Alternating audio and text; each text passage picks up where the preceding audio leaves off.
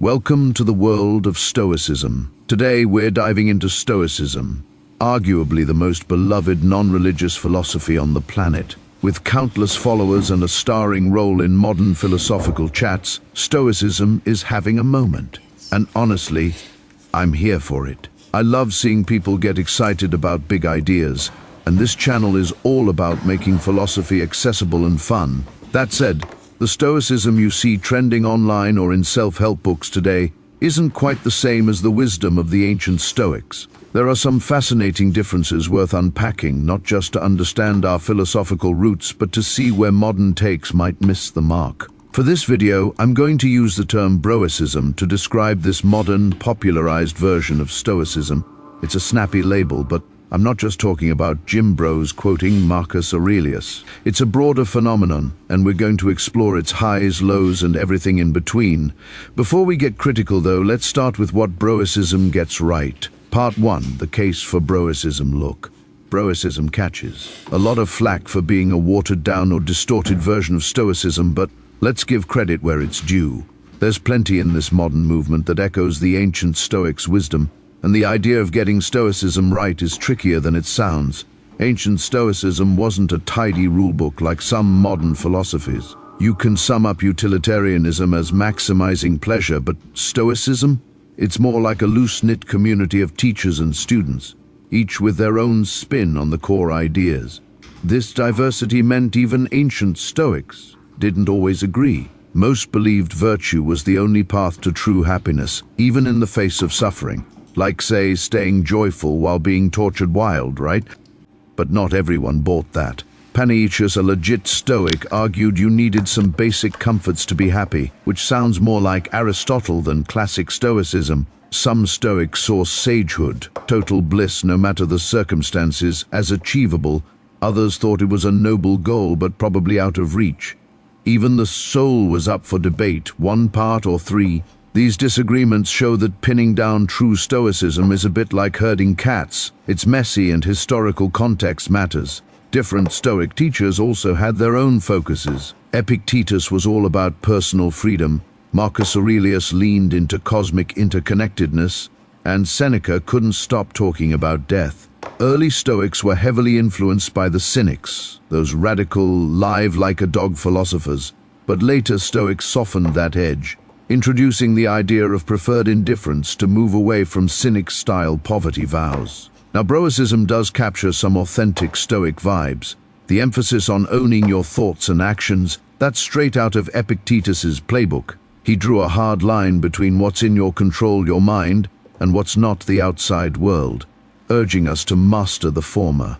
That's a cornerstone of Broicism's take charge of your life mantra, and it's no small thing. It's central to Epictetus's practical ethics.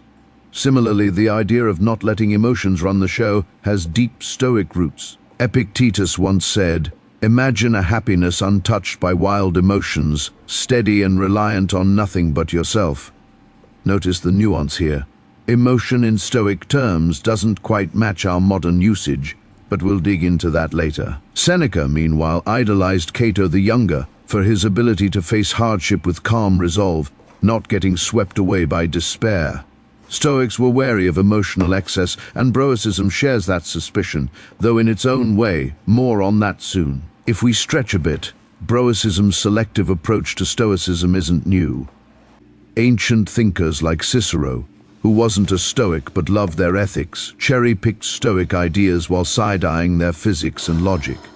This mix-and-match approach pops up throughout history. Think Boethius or Montaigne. Philosophy thrives on critical engagement, not blind discipleship. If we just swallowed ideas whole without questioning them, we'd be fans, not thinkers. My beef with Broicism isn't that it picks and chooses, it's that it often markets itself as a direct descendant of ancient Stoicism, which feels like a stretch. As we'll see, it skips some of Stoicism's richest insights. Plus, it's no shock that modern Stoicism doesn't mirror its ancient roots perfectly. Philosophies evolve with culture. Hellenistic Stoics leaned into logic and grammar, Roman Stoics tied it to duty and Roman identity. Compare Italian Romanticism to German Romanticism. They share a core but look distinct. Stoicism's focus on individual success and material wins reflects our culture's obsession with those things. Its flaws aren't unique, they mirror our broader societal priorities. We'll circle back to this at the end, but for now, let's talk about what Stoicism might be missing. Part 2, the bigger picture of Stoic thought. One thing that jumps out in modern takes on Stoicism is how it's often pitched as a tool for external success, money, status, or charm. You've probably seen Stoicism sold as the secret to being a cool, unflappable badass who crushes it in life. There's nothing wrong with wanting to be disciplined to achieve goals, but this flips the Stoic priorities upside down. For most Stoics, virtue was the end game, not a means to an end. They believed a truly virtuous person could find happiness even in the worst circumstances. Courage, wisdom, temperance, and justice, the four Stoic virtues, were inherently good, not stepping stones to a corner office. External stuff like wealth or fame, those were preferred indifference, nice to have but not truly good or bad. Stoics only cared about them if they helped build virtue. This focus on virtue as the sole good sets Stoicism apart from, say, Epicureans, who chased pleasure, or Peripatetics, who mixed internal and external goods. Stoics saw virtue as the ultimate ethical way to live, with personal happiness as a happy byproduct, not the main goal. This ethical stance ties to the Stoics' view of reality itself. Buckle up for a quick metaphysics crash course. Stoics believed the universe was shaped by two forces, an active principle, think reason, structure, and a divine spark, and passive matter shaped by that reason. This reason, or logos, governed everything, meaning every event had a cosmic purpose. That's why Stoics were chill about external events. They were part of divine providence. Humans, with our rational minds, could align with this universal reason or fight its spoiler. Fighting it doesn't end well. A Stoic analogy from Chrysippus compares life to a cylinder rolling down a hill. The push external events affects the roll, but the cylinder's shape, your inner reason, determines how it moves. Living according to nature meant aligning your inner reason with the universe's logos. This is why Stoics prized reason over passions. It's the divine spark that connects us to the cosmos. Their virtues flowed from this reason, and Stoicism's pantheistic vibe saw the universe as a rational, morally guiding force, kinda like following God's will in some religions, but less personal. Here's where Stoicism diverges big time. This cosmic, purpose-driven worldview isn't something most modern folks buy into, so Stoicism often strips it out, focusing on practical tips without the philosophical scaffolding. Scholars like Lawrence Becker have tried rebuilding Stoic ethics without the metaphysics, but it's a complex task that loses some of Stoicism's moral weight. Without its broader framework, ontology, logic, epistemology, Stoicism risks becoming something else entirely. It's like calling yourself a Christian because you like the golden rule, but skip the whole God part. You're not really Christian, you're just vibing with some Christian ideas. Stoicism often grabs Stoic practices, like staying calm or being brave, and repurposes them for goals like career wins or social clout. There's nothing inherently wrong with that, but it's not Stoic. Ancient Stoics, especially early ones, were anti-materialist. Some, like Aristo, channeled cynic vibes, rejecting wealth entirely. Even richer Stoics like Seneca practiced voluntary poverty to prove their peace didn't depend on stuff. Epictetus, a former slave, compared a rich person obsessed with wealth to a slave owned by their possessions. For Stoics, material success was a tool for virtue, not the goal. Stoicism flips this, treating Stoicism as a means to external wins, which misses the heart of Stoic ethics. Part 3, Stoicism, Stoicism, and Emotions. Let's zoom in on emotions, where Stoicism takes some heat. The modern stereotype of a Stoic is someone cold, unflappable, almost robotic, great in a crisis but emotionally distant. Stoicism sometimes leans into this, framing emotions as weak or bad. Ancient Stoics had a more layered take, rooted in their broader philosophy. They saw emotions as impressions from the world, like seeing a chair and automatically perceiving it. These initial feelings, proto-emotions, aren't the passions Stoics warned against. Passions are what happen when you assent to those impressions without reason. Picture this, I'm walking, I trip and scrape my knee. My brain instantly says, ouch, this is awful. That's the proto-emotion. A Stoic would pause and think, is this really bad? It doesn't make me less virtuous and I can't undo it. It's just part of the universe's plan. By rejecting the this is awful judgment, they ease the distress, not by repressing it, but by reasoning through it. This relies on their metaphysical belief in a rational universe, not just don't feel pain. Stoics didn't hate all emotions. They were cool with reasonable ones, like joy at virtue, goodwill toward others, or even guilt for doing wrong. Epictetus called guilt oidos, a painful but useful emotion for becoming better. The Stoic sage, the ideal, didn't feel negative emotions, not because they bottled them up, but because they'd eliminated vice so nothing could rightly upset them. Stoics didn't deny sadness or pain, they just thought a fully virtuous person could overcome them through wisdom.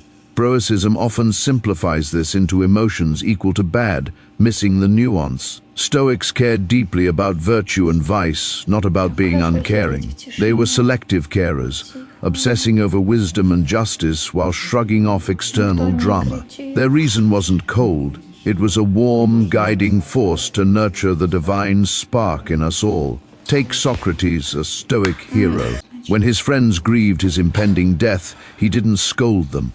He smiled, gently explaining why death wasn't worth fearing, aiming to ease their pain with wisdom, not judgment. This compassionate side gets lost in Stoicism's tough-it-out rhetoric.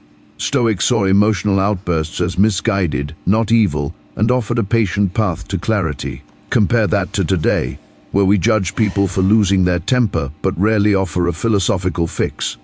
Stoics were arguably kinder, seeing emotional struggles as a chance to grow. Stoicism's blunt, don't feel approach oversimplifies a rich system, like reducing the Matrix to cool fight scenes. Part 4, Stoicism, popularity, and avoiding snobbery. It's no secret that when ideas go viral, they get simplified. Sociologists Rodney Stark and William Bainbridge showed this with religions. Strict practices loosen up to attract more followers.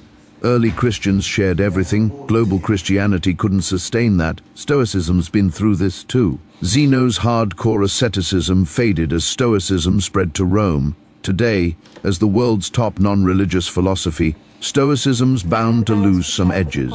Stoicism's audience often isn't philosophy nerds. It's people with real-world problems, just like Epictetus's students. He'd start with practical advice before diving into metaphysics. Leading with Stoicism's life-improving perks isn't a bad move, especially outside academia. Starting with here's how to handle stress beats, opening with a lecture on logos and epistemology.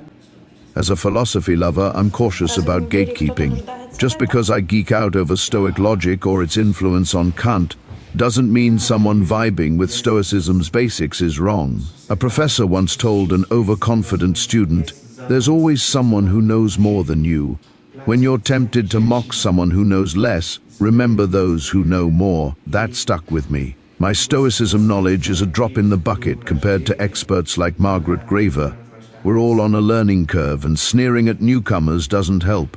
Stoicism's focus on success mirrors our cultural obsession with individualism and wealth, like the prosperity gospel's impact on Christianity. But it's also a gateway. I know folks who started with Stoicism's self-help vibe and ended up diving deep into virtue ethics or other philosophies. So, let's approach Stoicism with balance. Recognize it's not ancient Stoicism. It prioritizes external goals over virtue, unlike the Stoics' focus on virtue as the ultimate good. Appreciate Stoicism's nuanced take on emotions, understanding them, not dismissing them. Remember, Stoicism isn't just about you. It's about duties to others, seeing everyone as part of the same cosmic logos. If Stoics like Epictetus, Seneca, or Marcus Aurelius were onto something, embracing these ideas could make Stoicism truer to its roots and help us find peace, kindness, and clarity in a chaotic world. One last thought, flip through Marcus Aurelius's Meditations. Book 1 isn't about his achievements, it's a love letter to everyone who shaped his virtue. He celebrates interconnectedness and gratitude, not solo success. Imagine how less iconic he'd be if he'd bragged instead. Want more on how philosophy shapes our world? Check out my videos. Thanks for watching, and have an awesome day.